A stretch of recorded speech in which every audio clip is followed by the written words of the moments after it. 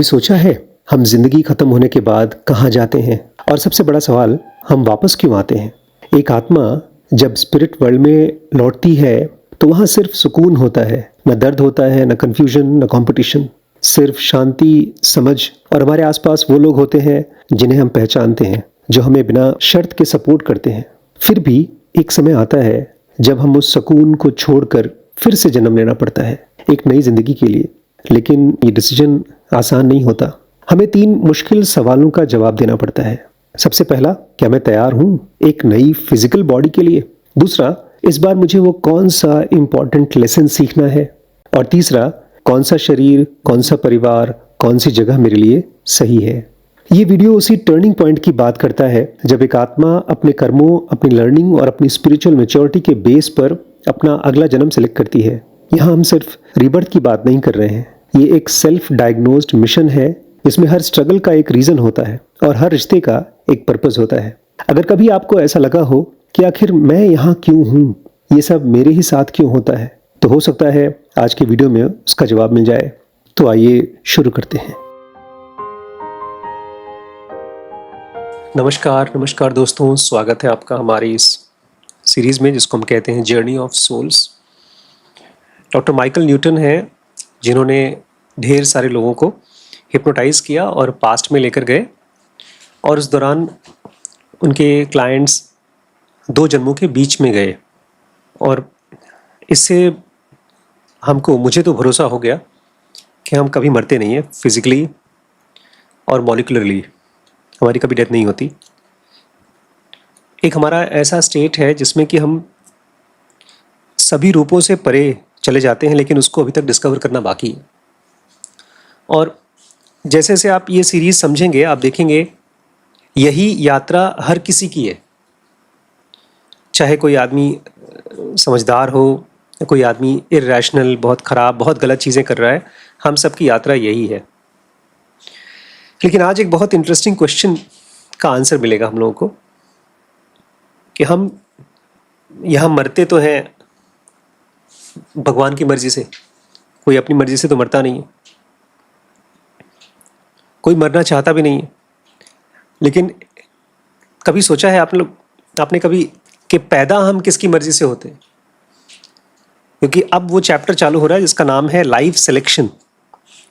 हम मर चुके, चले गए एस्ट्रल वर्ल्ड में, सूक्ष्म दुनिया के बाशिंदे हो गए, लेकिन अब वापस आने का टाइम कैसा होगा, उस समय हम क्या सोचते होंगे? डॉक्टर माइकल न्यूटन की डिस्कवरी है 3 सवाल। ये 3 सवाल हर एक इंसान पूछता है पैदा होने से पहले। तो अगर हम लोग उन तीनों सवालों को याद रख सकें अभी मरने से पहले, तो होपफुली जब हम दोबारा पैदा होंगे तब, या अगर नहीं पैदा होते हैं तो बहुत अच्छी बात है, हम लोगों को मोक्ष मिल जाएगा। तो ये एक नया केस है, केस नंबर 25। आज 3 सवाल को समझेंगे जब हम फिजिकल वर्ल्ड में पैदा होने वाले हैं तब। चैप्टर का नाम है लाइफ सिलेक्शन। ठीक है, डॉक्टर माइकल बोल रहे हैं, ऐसा लग रहा है जैसे कि एक बड़ी दुख भरी घटना के बारे में बोल रहे हैं।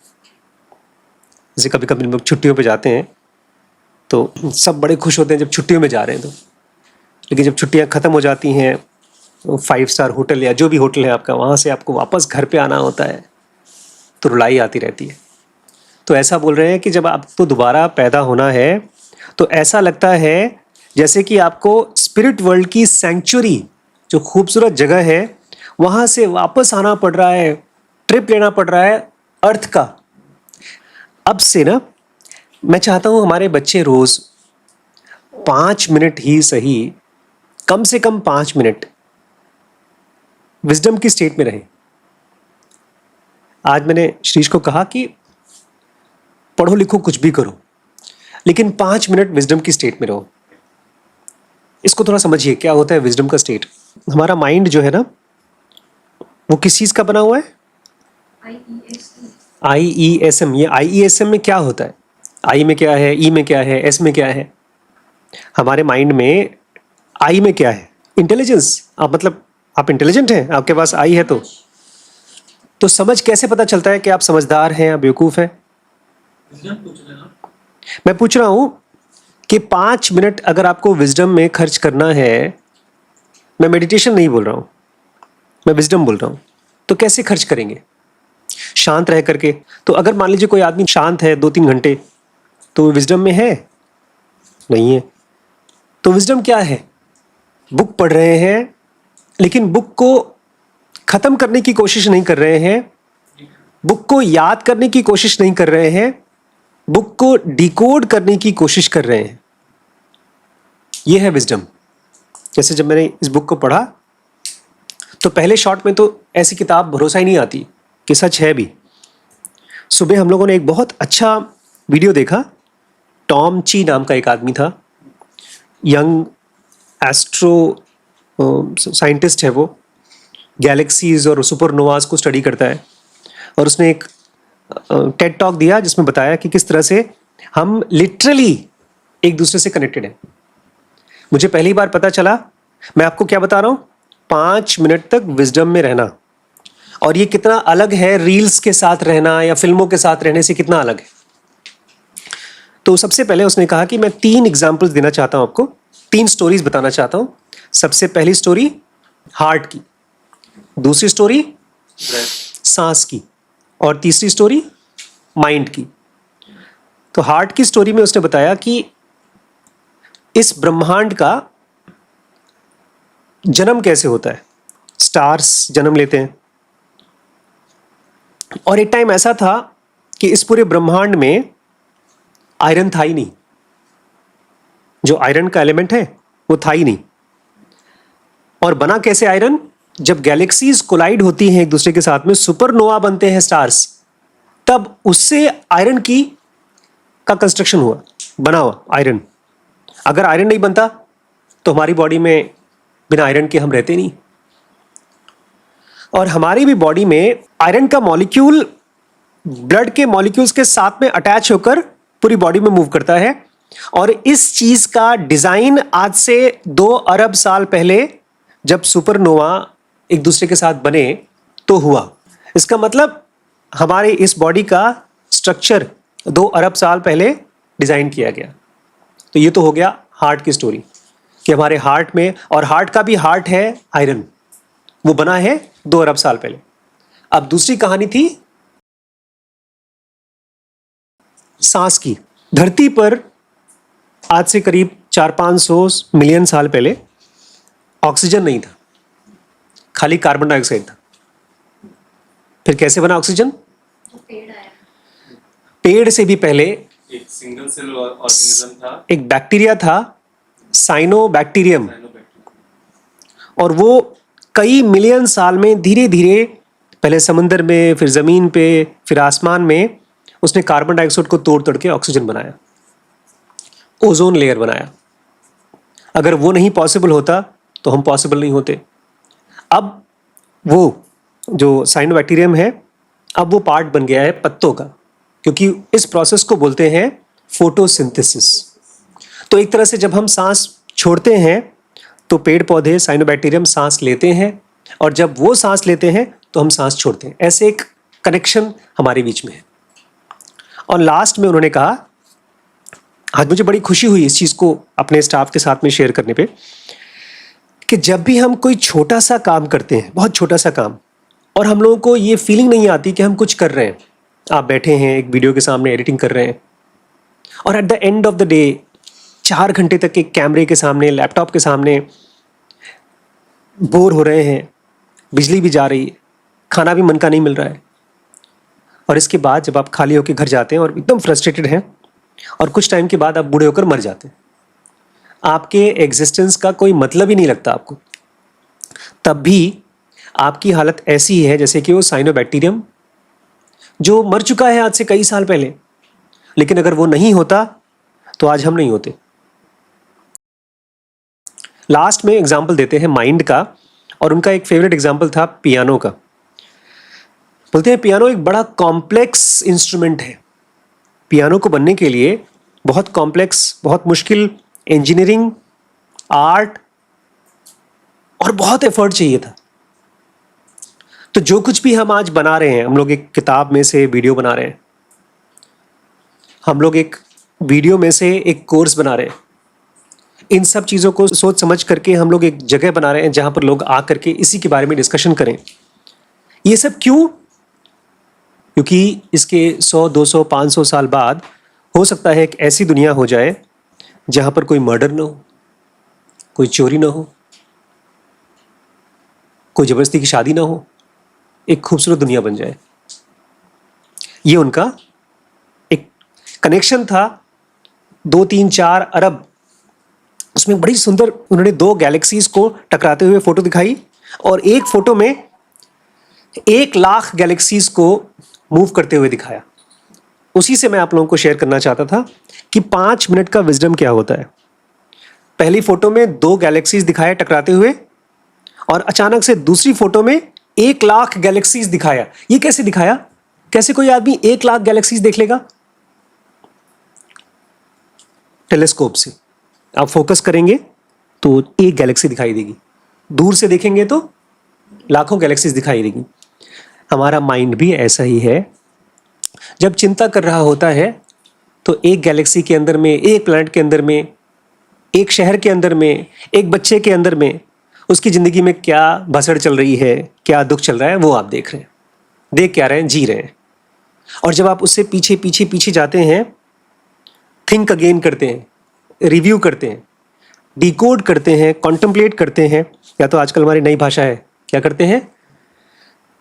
Complex reflection.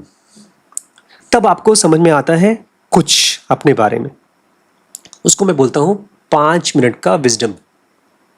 आज सुबह जब मैंने इस वीडियो को देख लिया तो मेरे मन में एक सेंटेंस आया, just because we keep thinking every moment doesn't mean that we are thinkers. Wisdom या वर्च्यू, समझदारी, केवल इसलिए नहीं आ जाती है क्योंकि हमको पढ़ना आता है, हमको अंग्रेजी आती है। तो 5 मिनट का विजडम आपको होना चाहिए। धीमे धीमे वही विजडम आपकी पूरी लाइफ को कवर कर जाएगा। ये मैं क्यों बोल रहा हूं? क्योंकि ये जो 3 सवाल आज ये पूछ रहे हैं, ये हर आदमी पूछता है पैदा होने से पहले। और 3 सवाल इतने क्लीशे हैं कि मुझे पक्का है आप लोग 48 घंटे बाद, अब जब आपसे पूछूंगा ना, तब आप कुछ बोल दोगे ऐसे ही, कोई बात ऐसे बोल दोगे, बोला यही तो बोला होगा सर। तो देखते हैं ये 3 सवाल क्या है। एस्ट्रल वर्ल्ड को डॉक्टर माइकल कह रहे हैं अब सोल्स को छोड़ना होगा a world of total wisdom. Astral world है a world of total wisdom, a world of blissful state of total freedom. जब हम सो रहे होते हैं या जब हम मॉलिक्यूलर वर्ल्ड में होते हैं तो एक ब्लिसफुल स्टेट ऑफ फ्रीडम में रहते हैं। अब वहाँ से हमको कहाँ आना है? फिजिकल बॉडी में, जहाँ पर बॉडी और माइंड की एक डिमांड है, सांस लेना पड़ रहा है, खाना पड़ रहा है, एक ऐसी स्टेट में आना है। ये बड़ी दुख की स्टेट है। ये ऐसे ही है जैसे कि आपको एक बड़े से घर में से उठा करके झोपड़पट्टी में डाल दिया जा रहा है। एक छोटे से 2x2 के, 2x2 भी नहीं और छोटा ऐसा कमरा जिसमें कि आप एकदम एकदम फंसे हुए हो। जैसे पिंजरा नहीं होता, कुत्ते का पिंजरा, ऐसा कोई पिंजरा। बोले हमने देखा है किस तरह से जब सोल्स मरती हैं और जाती हैं स्पिरिट वर्ल्ड में तो कितनी थकी हुई होती हैं। मर गई ना बेचारी, परिवार को याद कर रही हैं, मिस कर रही हैं, बहुत दुखी तरीके से हम लोग मरते हैं। तो ये बेचारे जब वहाँ पहुँचती हैं तो लोग वापस आने के बारे में सोचती भी नहीं है। उनको लगता है बस छुट्टी मिली तो मिली, अब नहीं आऊँगी मैं। अब यहाँ पर आपके लिए बहुत इंपॉर्टेंट टू डू है। हर वो आदमी जो फ्रस्ट्रेटेड है मरते समय या एक दिन में सोने से पहले, एक दिन में भी हम लोग फ्रस्ट्रेटेड सोते हैं, इसका मतलब यह है कि आप अपने गोल्स के नज़दीक नहीं पहुंच पाए।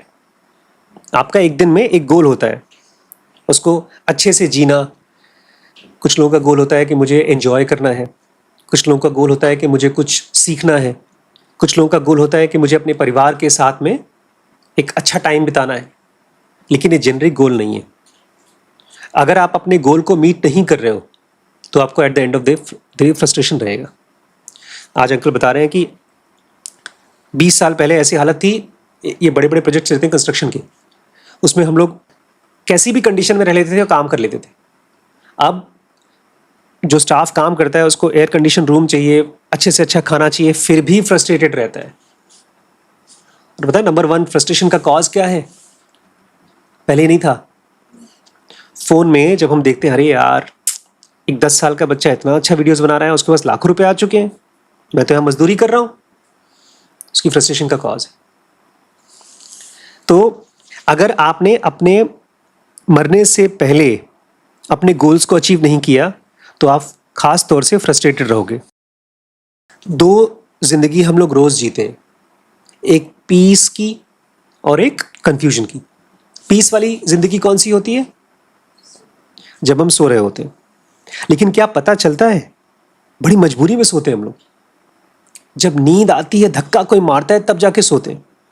कभी ऐसा ट्राई किया है कि नींद नहीं आ रही है और फिर भी थोड़ी देर के लिए आंख बंद करके मन को शांत होने दिया है? जब हम सोने जाते हैं ना, मैं सोने की बात नहीं कर रहा हूं, जब मैं सोने जाते हैं और अभी नींद नहीं आई है, वो होता है मोमेंट ऑफ विजडम। जब हम अवेयर होते हैं, जो सपने की दुनिया होती है उसमें बड़ा फ्रीडम होता है। डॉक्टर माइकल कह रहे हैं एक दुनिया है सेल्फ अंडरस्टैंडिंग की, कॉमरेडशिप की और कंपैशन की। जब हम सपना देखते हैं आपको नहीं पता चलता, वो मोमेंट ऑफ सेल्फ अंडरस्टैंडिंग है। पता है सपने में कोई कंफ्यूजन नहीं होता। उठते हैं तो आपको मालूम है कि मैं इस आदमी को हेट करा था, इस आदमी को लव करा था। जब दिन में हम जगे हुए होते हैं, हमारे सामने खाना है तो हम सोचते हैं ये वाला खाना खाएं कि जोमेटो कर लें। और जब हम किसी के साथ बैठे हैं, हमारे मन में आता है कि ये आदमी मेरे कांटेक्ट में क्यों है, इससे अच्छा आदमी क्यों नहीं है, या मेरी जिंदगी में ऐसी ही प्रॉब्लम्स क्यों है, इससे अच्छी वाली प्रॉब्लम्स क्यों नहीं है। आज भाई साहब के पास कपड़े नहीं थे ना पहनने के लिए, कम कपड़े थे। ये जो दुनिया है फिजिकल वर्ल्ड की, ये उतनी कंफ्यूजिंग है नहीं, लेकिन लगती है क्योंकि हम सेल्फ अंडरस्टैंडिंग की, कॉमरेडशिप, ये कॉमरेडशिप क्या होता है? कॉमरेडशिप और कंपैशन की लाइफ को जानते नहीं। कॉमरेडशिप जानते हैं क्या होता है? नहीं सुना? तो कॉमरेड्स फ्रेंड्स को बोलते हैं। कॉमरेड्स मतलब दोस्त, साथी। वो उसमें था ना, रशिया में जब मूवमेंट चल रहा था तो उसमें कॉमरेड्स बोलते हैं। गरीब आदमी दूसरा गरीब आदमी को कॉमरेड बोलता है कि हम लोग एक मिशन पे हैं दुनिया को चेंज करने के लिए, कि वहां से आया कॉमरेडशिप। तो जब मर जाते हैं तो कोई भी क्लासिफिकेशन नहीं होता कि तुम अमीर हो, गरीब हो, मोटे हो, छोटे हो, कुछ भी नहीं होता वहां पर। इवन जेंट्स और लेडीज का भी नहीं होता, वहां पर सब कॉमरेड्स होते हैं। और तीसरा, वर्ल्ड ऑफ कंपैशन। जब हम सो जाते हैं, जब हम मर जाते हैं और उस दुनिया में जाते हैं तो वहां पर एक कंपैशन की दुनिया है। वहां से हम आते हैं यहाँ धरती पे, जो है अनसर्टिनिटी की, फियर की और अग्रेसिव कंपीटिंग ह्यूमंस की। इंसान बहुत अग्रेसिव है यहाँ पे। मुझे लगता है इससे ज्यादा दुखी और इससे ज्यादा बदकिस्मत इंसान नहीं है जो एक परिवार के साथ रहते हुए भी अकेला फील कर रहा है अपने आप को। डॉक्टर माइकल कह रहे हैं धरती पर लोगों के पास फ्रेंड्स होते हैं, फैमिली होता है, लेकिन फिर भी इन लोगों को ऐसा लगता है जैसे कि मैं अकेला हूं। और मैं उम्मीद करूंगा कि आगे आप देखें कि इसका उल्टा ही सच है। यहां पर आप जितना एक दूसरे को हेट करते हैं, अकेलापन महसूस कर रहे हैं, ऐसा करना नहीं चाहिए। कह रहे हैं इस धरती पर जितनी ज्यादा चीजें हमको सपोर्ट करती हैं रहने के लिए और आगे बढ़ने के लिए, सीखने के लिए, इसकी हम कल्पना नहीं कर पाते। क्यों? क्योंकि ज्यादातर समय हम केवल अपने आप को देखते हैं। आज मैं ऊपर बैठा हुआ काम कर रहा था निकेत के साथ में, तब तक से हमारी बेटी आई, मुझसे पूछा, क्या पूछा? एक साइलेंट सीक्रेट क्वेश्चन। समझे क्वेश्चन क्या था? कॉफी पियेंगे? कहीं किसी को पता ना चल जाए, पड़ोसियों को, क्योंकि आसपास में लोग बैठे हैं। मैंने कहा हाँ बिल्कुल पीऊंगा। फिर ये चली गई नीचे कॉफी बनाने के लिए। फिर कुछ देर बाद इसका कॉल आया। मुझे लगा खाली हम दोनों कॉफी पियेंगे, लेकिन पता चला 2 और हैं हमारी टीम में, वैभव और अमन, और एक और है शिरीष, कॉफी नहीं पीता लेकिन वो दूध पी लेगा। अब बच्चे कितने? 2 लोग। अब इनको, मुझे लगा क्या आपको अकेले छोड़ना चाहिए? फिर मैंने निकेत से पूछा तुम लोग चाय पियोगे? तो सर सेंटर पे चाय बनेगी तो पियेंगे, जब बनती है तो बुला लेते हैं, नहीं तो नहीं बुलाते तो नहीं पीते हैं। तब मुझे एक फीलिंग आई कॉमरेडशिप की, कंपैशन की। फिर मैं नीचे गया, मैंने अपनी बिटिया से बोला चाय बनाई है, कॉफ़ी बनाई है? बोलती हाँ। मैंने कहा मेरे 2 और साथी हैं। बोलती पहले बताना चाहिए था ना। ये जो फीलिंग है यहां पर भी आपको फीलिंग आ सकती है, लेकिन हम जानबूझ के एक डिफाइन करते हैं अपना दायरा। हम ये कहते हैं नहीं नहीं ये मैं हूं, ये मेरा परिवार है, और वो पहले तो आता है उसके लिए, एक सुविधा के लिए। कोई आदमी 24 घंटे पूरे कॉलोनी को नहीं खिला सकता खाना। एक दिन भंडारा कर दिया तो ठीक है, अब रोज थोड़ी करेगा। लेकिन उसी प्रोसेस में धीरे धीरे खत्म हो जाता है। कंपैशन, कॉमरेडशिप और सेल्फ अंडरस्टैंडिंग खत्म हो जाती है। मैं यही सोच रहा था कि मान लीजिए अगर गरिमा चाय कॉफी बनाती है और कॉफी खत्म हो जाता है, 1 कप कॉफी रहेगी, तो उसमें मैं 3 कप बना के हम तीनों पिएंगे, क्योंकि ये 2 बच्चे मेरे हैं, अपनी तो बना चुकी होंगी ये लोग। ये मैंने एक स्टोरी सुनी थी नानक की। कोई लाया था उनके लिए प्रसाद, तो आपके लिए प्रसाद लाए, तो बोलते ठीक है जाओ, वो जो बड़ा सा पानी का टब है उसमें डाल दो, सबको मिल जाएगा। एक बहुत अच्छी पुरानी टीवी सीरियल आती थी, सांचा चूल्हा, मालूम है? बहुत अच्छा कॉन्सेप्ट था। उसमें लोग अपने घर से सब्जियां बना लेते थे और रोटी सब इकट्ठे होकर के एक बीच के चूल्हे पे, बड़ा सा चूल्हा होता था, उस पर सब रोटियां बनाते थे। फिर लोग आपस में सब्जियां शेयर करते थे। तो कहीं ना कहीं नानक जैसे लोग क्या एक्सपीरियंस करते हैं धरती पर? Self understanding, comradeship and compassion. और उसी का उल्टा होता है जब हम किसी के साथ वायलेंस करते हैं, हेट्रेट करते हैं। वो हमारे फिजिकल वर्ल्ड का नेचर है, लेकिन वो फिजिकल वर्ल्ड हमारे अंदर घुस गया है। अब जब आप मर के वहां जाते हैं तो ये ध्यान रखिएगा, यहां पर तो आपको किसी होटल में जाकर रहना हो तो पैसे लगते हैं, वहां पर आप एकदम फ्री में रहते हैं। और जितने दिन तक रहना चाहते हैं, लंबी सबैटिकल है, 10 साल, 20 साल, 50 साल, वहां से आप रिजुविनेट होकर के आते हैं। कुछ लोग हैं जो बहुत समय तक रिजुविनेट होते हैं, वहां पर अपने साथ रहते हैं, फ्रेश होते हैं। कुछ लोग हैं जो जल्दी आते हैं, फिर फाइनली वो लोग री इनकारनेट करते हैं दुनिया में। जब हम वहां से वापस आना चाहते हैं तो बहुत मुश्किल होती है, क्योंकि वहां बहुत कंफर्टेबल होता है। जैसे यहाँ पर फिजिकल बॉडी में परिवार के साथ बड़ा कंफर्ट होता है, ऐसे वहां पर नॉन फिजिकल स्टेट में भी कंफर्ट होता है। लेकिन हमको वहां पर भी इस धरती के प्लेजर्स और फॉन्डनेस याद आती है, हमको नॉस्टैल्जिया भी होता है, अरे यार चलो घूम के आते हैं। काफी समय बाद हमारे पिछले जन्म के जो घाव हैं वो ठीक हो जाते हैं और हम अपने साथ एट वन हो जाते हैं, पीसफुल हो जाते हैं। तब हमको मन करता है चलो एक फिजिकल एक्सप्रेशन जी के आते हैं। जैसे हम लोग बहुत देर तक बैठे सो रहे हैं, क्या मन करता है चलो वॉक करके आते हैं, चलो मार्केट घूम के आते हैं, चलो लखनऊ में स्विमिंग करके आते हैं, हवाई जहाज से कहीं ट्रैवल करके आते हैं। तो ऐसे ही अब सोल्स आती हैं धरती पे घूमने के लिए फिजिकल फॉर्म में। ऐसा नहीं हो जाता खट करके कूद गए धरती पर। आने से पहले भी आपकी एक ट्रेनिंग सेशन होती है, ग्रुप सेशन होता है आपके मास्टर के साथ में और अपने ग्रुप के साथ में। हमने जो भी पिछले जन्मों में कर्म किए हैं और हमारे जो भी कर्म थे, 2 चीजें हैं जो हमने कर्म किए हैं और थे। बहुत बार हम लोग ना, हमारी इवैल्यूएशन बड़ी गंदी है और बहुत अधूरी है।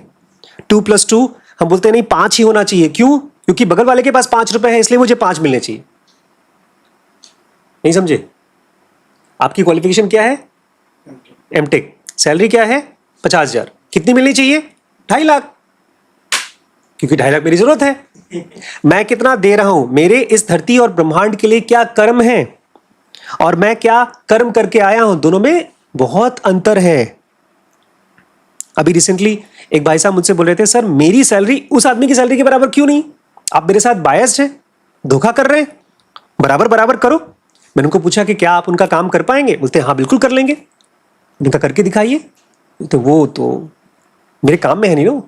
तो वहां पर जब हमारी ट्रेनिंग चलती है तो हमारे सारे पास्ट के कर्मास हमारे अपने लिए और ह्यूमैनिटी के लिए, और जो भी हमसे गलतियां हुई हैं और जो भी हमारी अचीवमेंट्स हैं, वो सब इवैल्यूएट होती हैं। और ये सब जज करने के लिए नहीं, ये सब इसलिए ताकि आप भविष्य में सबसे सही कोर्स में जा सके, आपका फ्यूचर सुंदर हो सके, एक फ्रीडम की तरफ जाए। अब सोल ये सारा ज्ञान जो मीटिंग हुई है, कोलैबोरेशन हुआ है, कर्मास को देखा, सब कुछ समझे मुझे, सब कुछ करने के बाद में अब सोल एसिमुलेट करने के बाद टेक्स पर्पसफुल एक्शन। अब एक एक्शन लेता है पर्पसफुल, सोची समझी एक्शन। उसमें 3 सवाल के हिसाब से वो चॉइस होती है जन्म की। सबसे पहला सवाल है, क्या मैं एक नई फिजिकल लाइफ के लिए रेडी हूं? दूसरा सवाल है, what specific lesson do I want to undertake to advance my learning and development? कुछ लोग हैं जो रमण महर्षि की तरह आते हैं और समाधि में चले जाते हैं। कुछ लोग हैं जो कृष्णमूर्ति की तरह आते हैं, वो समाधि वादी में नहीं जाते, पूरी जिंदगी सिखाते हैं दुनिया को, अपने साथ रहते हैं, दुनिया को सिखाते हैं। कुछ लोग हैं जो एक देश के प्रधानमंत्री बनते हैं और कुछ लोग हैं जो किसान बनते हैं। हर एक इंसान जो भी जिंदगी जीता है एक स्पेसिफिक लेसन के लिए आता है। कोई कंपैशन सीखने आता है, कोई बारीकियां सीखने आता है, कोई क्रिएटिविटी सीखने आता है। ऐसे लाइफ के अलग अलग रंग हैं जो हर एक आदमी अपनी लाइफ में एक चीज सीखने के लिए आता है। तो सेकंड क्वेश्चन है, वो कौन सा स्पेसिफिक लेसन मैं चाहता हूं ताकि मेरा लर्निंग और मेरा डेवलपमेंट आगे बढ़ सके। और तीसरा सवाल है, where should I go, who shall I be in my next life for the best opportunity to work on my goals. बहुत से लोगों से पूछो कि आप अपने माता पिता से खुश हो, तो सीधे इनकार कर देते हैं, नहीं हमें ऐसा घर परिवार नहीं चाहिए। ये आपने बहुत सोच समझ के चूज किया था।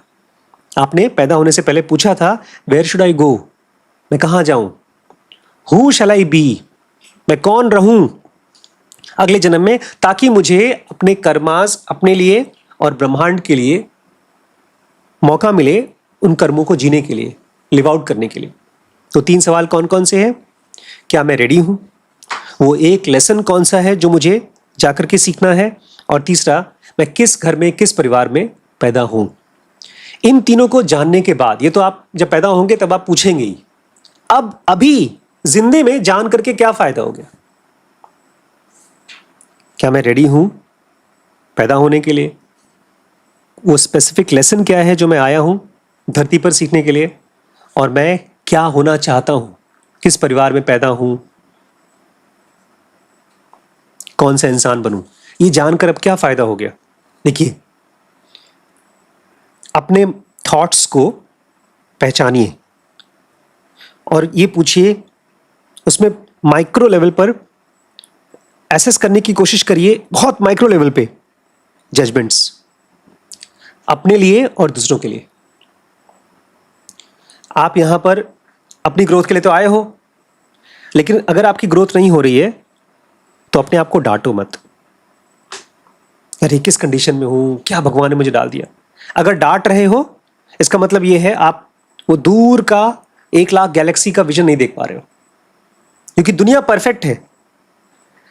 अगर आप परेशान हो इसका मतलब आपने अपने घाव पे मिर्ची लगा ली है। जितनी बार आप कंप्लेन कर रहे हो, अगर वो समझ है तो एक्शन लो। अगर तुम्हें लगता है कि ये काम मुझे नहीं करना चाहिए था, यहां मुझे नहीं रहना चाहिए था, निकल जाओ। जो करना चाहिए था वो करो। वो ना मुल्ला नसरुद्दीन के बारे में उसको कहानी बताते थे, काल करे सो आज कर, आज करे सो अब, और आगे बहुरी करोगे कब। तो मुल्ला नसरुद्दीन अपनी असिस्टेंट को लेकर भाग गए। क्यों? ये बहुत दिन से टाल रहे थे बेचारे, वो कर लिया डिसाइड, और साथ में जाते जाते चोरी भी कर ली। उनकी नजर थी तिजोरी पे बहुत दिनों से। तो एक तो आपकी कंप्लेंट्स, माइक्रो कंप्लेंट्स खत्म होनी चाहिए। मैं मैक्रो की बात नहीं कर रहा हूं, मैक्रो तो खत्म ही करो। दूसरी, दूसरों को जज करना सुधारना आपका काम नहीं है। सामने वाला कौन सी क्रीम लगा रहा है, वो दिन भर क्या कर रहा है, आप या तो उसके गाइड बनो, उसको सिखाने का तरीका सीखो, कंपैशनेट गौतम बुद्ध बनो और लो उसकी रिस्पॉन्सिबिलिटी, और वो भी आपके पास आए सीखने के लिए। क्योंकि हर आदमी यहां पर अपने लिए कुछ सीखने आया है, दूसरे को सिखाने नहीं आया है। जो भी मैंने अपनी जिंदगी में अचीव किया है, चाहे स्पिरिचुअली चाहे मटीरियली, वो मैंने अपने सीखने से किया है ना। जब तक मैं कंप्लेन कर रहा था अपने पिताजी को कि मुझे स्कूल नहीं खुलवा रहे हैं, मुझे कैसी पढ़ाई करवा दी है, तब तक मैं कुछ कर ही नहीं पा रहा था। फिर मैंने एक पॉइंट के बाद बोला, आशीष भाई तुम्हें कुछ आता है, अपने फाइनेंसेस आते हैं, और अचानक से सब कुछ शिफ्ट हो गया। तो पिताजी का ज्ञान यूजफुल हो गया। ये उन्होंने मुझे पहले बार बताया कि ना जो भी तुम कमाते हो उसका ऐसा इकट्ठा करो कि अगले 1 साल 2 साल 3 साल तक तुम सर्वाइव कर सको। और उसके पहले तक मैं उनसे कोई सजेशन लेता ही नहीं था। तो हर आदमी को अपने आप से पूछना होगा कि इस जिंदगी में मैं क्या सीखने आया हूं। मैंने अपने आप को बता रखा है मेरी स्पिरिचुअलिटी और परिवार को और समाज को एफ्लुएंट बनाने के लिए, बिकॉज गरीबी अभी भी बहुत ज़्यादा है। तो ये 2 चीज़ें मैं सीखने के लिए आया हूँ। और जब मुझे समझ में आया कि मेरे डिसीजंस गलत होते हैं तो मेरे बायसेस को ठीक करने के लिए मैं आया हूँ। ये 3 लेसन तो मेरे हैं। और तीसरा, am I ready for new physical life, इसका क्या आंसर होगा?